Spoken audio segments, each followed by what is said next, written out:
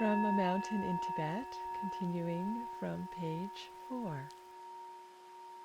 In Kham, settled people such as my family lived close by nomads who lived in tents made of yak skins.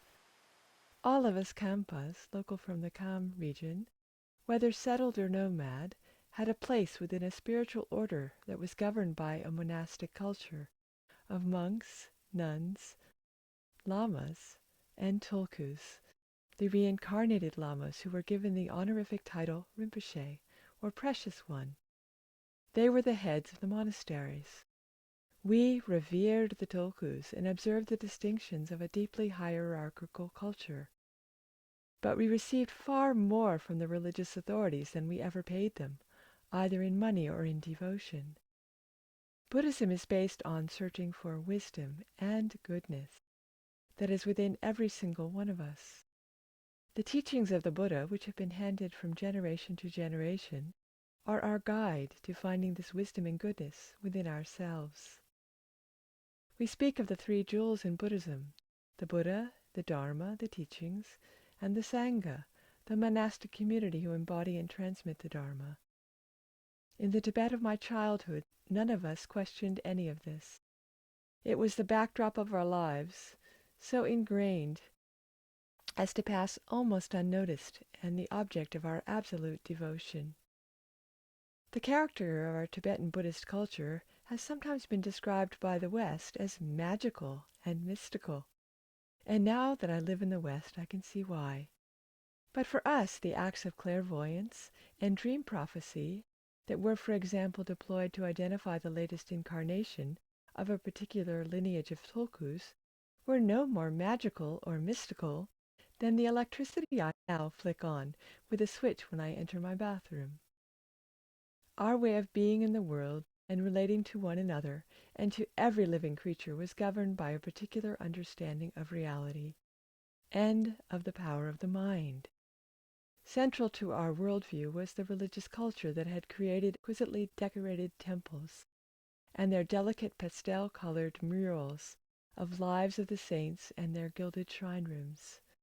Each one of us, whether we were a monk, a tulku, a highly realized meditator dwelling in a cave, a mother of 10 children living in a yak skin tent, or indeed a small, spoiled, and unruly boy, was part of an interconnected world.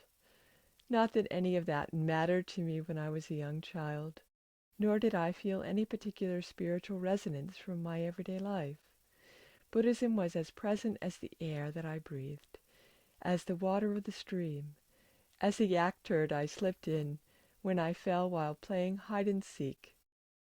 My immediate family's life had been shaped by the religious order, but then so had everyone's. My oldest brother, Jamyang Chojal, was a monk at Ruoche, a very beautiful monastery quite close to our home, in one of the loveliest parts of Kham. He was 7 years older than me, had left for the monastery before I was born, and consequently I didn't know him. That was quite typical. For every family, a boy or girl, usually the eldest, would enter the monastery as a monk or a nun. I didn't know my second brother Paul Drukpa either. When he was born, my mother didn't have enough milk for him, and in order for him to survive, he was taken to my mother's sister in another village so that my aunt could feed him. I didn't meet him until many years later, just before I left our village, and then I knew him only briefly. My parents had picked him to succeed them in taking care of the immediate family. He would be the one to inherit our house and look after our parents in their old age. Again, that was customary. Tibet was not only a monastic but a patriarchal culture. The head of the household was a man, and a son must be lined up to succeed his father in running the family affairs. Women were powerful within the domestic context and were revered as mothers, but they led more circumscribed lives. Many women were nuns, for example, but they were unable to take the highest level of ordination, which was only available to men. It was my third brother, whom I knew my whole life as Akon, born in 1940, the year of the Iron Dragon, who was the unusual one. His birth name was Karma Sherab Chuki Nima, but he had been recognized as the second incarnation of the Akon lineage of Tulkus when he was just 2 years old, and taken at the age of 4 to his monastery, Doma Laken, where he was destined to become abbot. Tulkus are a unique feature of Tibetan Buddhism. We believe that enlightened spiritual teachers can intentionally reincarnate in order to carry on their good works in the next life. When this happens, living High Lama, Lama can roughly be translated as high priest, and spiritual teachers will detect their presence through dreams and divinations, consult the sacred texts, and then set out to locate the child. When they find him, the child is put through a series of tests to determine whether or not he is authentic. It is a great joy when a past spiritual master is recognized, because now he can resume his work in this life. For Tibetan families, having one of their children recognized as a tulku is a huge honor, so they willingly relinquish their child. Historically, the vast majority of tulkus have been boys and men, though there are exceptions. The Samling Dorje Pakmo tulkus, for example, who have their seat in Samding Monastery, are female. The first incarnation lived in the 15th century, and the current incarnation, the 12th, still lives in Lhasa. I was born not long after Akon's departure for his monastery, so as with my other brothers, I didn't know him. What I did know from as young as I can remember was that I was expected to join him when I was roughly 12 years old, to serve under him as his assistant. Ours was the only family in the village that had a child who had been recognized as a tulku. In fact, Akon's case was even more exceptional, because the place of his birth had been divined by His Holiness the Jalwang Karmapa himself, the head of the Kagyu spiritual lineage to which our family paid allegiance. There are 4 schools or lineages of Tibetan Buddhism. The Nyingma is the oldest. Then there are the Kagyu, Sakya, and Gelug schools. Each one has its own leaders and monastic institutions, and every Tibetan person will practice within a particular school. The line of tulkus known as the Karmapas are the ultimate leaders of the Kagyu school, which traces its origins back to the 11th century Indian teachers Tilopa and Naropa. It was Naropa's pupil Marpa who established the Kagyu lineage in Tibet.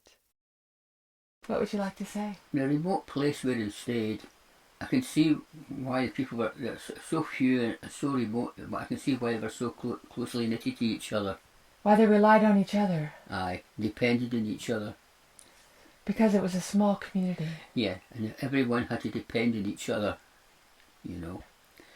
And the bits I was saying about mysticism and all that, because when he came to the West, but when he seen all the computers and television and all that, they seen the outer development. But that, when we were talking, Ramesh was talking about, was the inner development. That's right. Right? So he was given the inner development first. Yeah, inner development. So the TV and television, computers and all that are the outer developments. Yes. And it's good they had a good system like the Tulku system, and that was going. That was very strong and good. No, that was good for the people to have that, I think.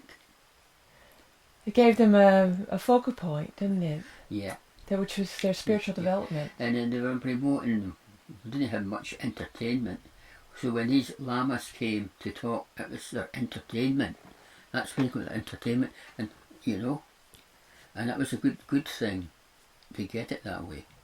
That's why spiritual practice develops much quicker. in an environment like that. An environment like that, yes. So it's a gift. Yes. Yes.